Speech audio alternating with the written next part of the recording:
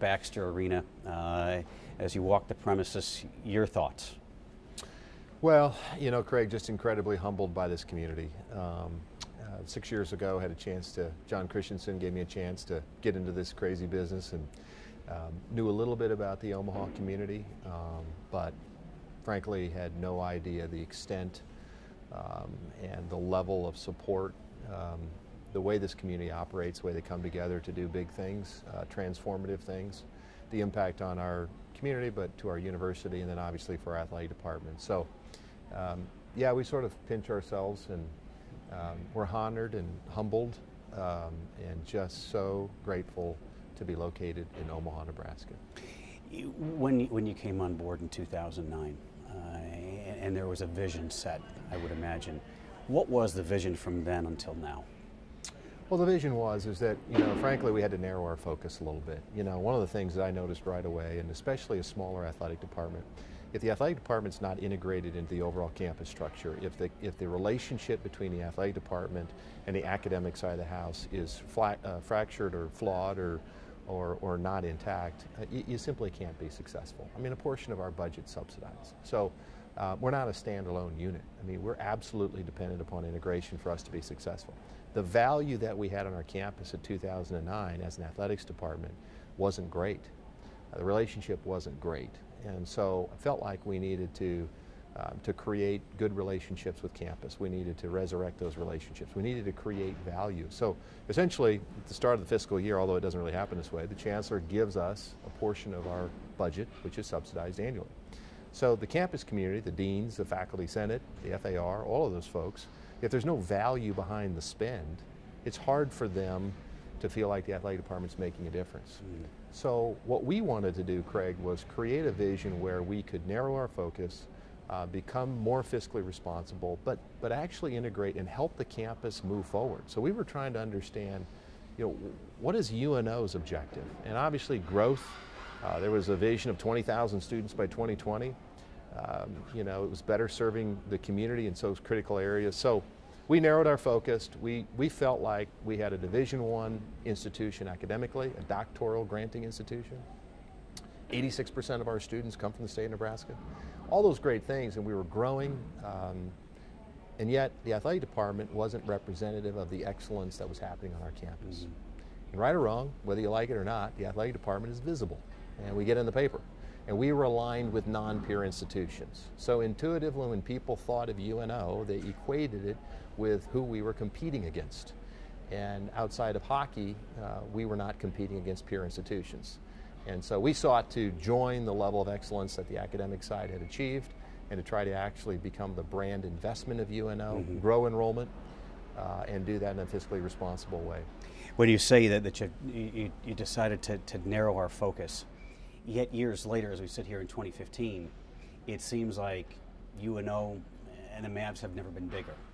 Well, what I meant by narrowing our focus, I meant that, you know, the programs we were carrying at the time, we simply could not support those coaches and students at a level they needed to be successful. We didn't have the resources to be all things to all people. So we said, instead of doing everything marginally well, we're going to narrow our focus, and we're going to say, we're a hockey school. And that doesn't mean that we're not going to have other programs and we're not going to support those student athletes, because we absolutely are. But, you know, Husker football is pretty important to the athletic department down in Lincoln. Creighton basketball is pretty important. So we had a revenue generator here, and obviously self-generated revenue with a fiscally challenged athletic department is critically important. So we felt like we could make a big difference locally, regionally, and even nationally with our hockey program. Great support here in Omaha. And we wanted to buckle down, narrow our focus, and really invest in that program and achieve significant excellence. Having said that, you hired Dean Blaze, 2 national titles in North Dakota championships, well-known World Juniors coach. I mean, his resume, you know, he's a peer of Herb Brooks in some senses. When you look at the way the program has advanced from the initial vision, you've got to be off the charts happy.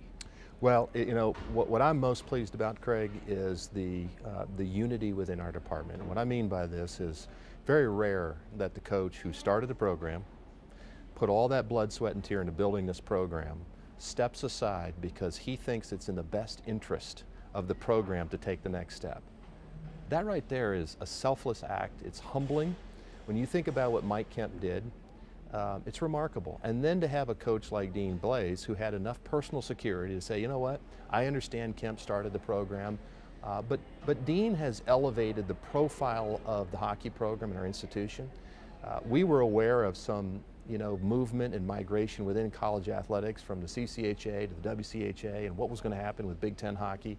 We needed somebody so respected nationally to help position our hockey program to ensure that we could continue making sure that we could generate the kind of revenue we needed in hockey. So Mike Kemp supported the decision to go after the very best. A lot of the culture he created, coaches do things differently. And Mike was okay with that and went to work to help Dean be successful. And that's the most critically important piece. But Dean has done a remarkable job. The brand Dean Blaze, obviously one of the most respected coaches nationally. And I don't believe that today UNO would benefit from Baxter Arena.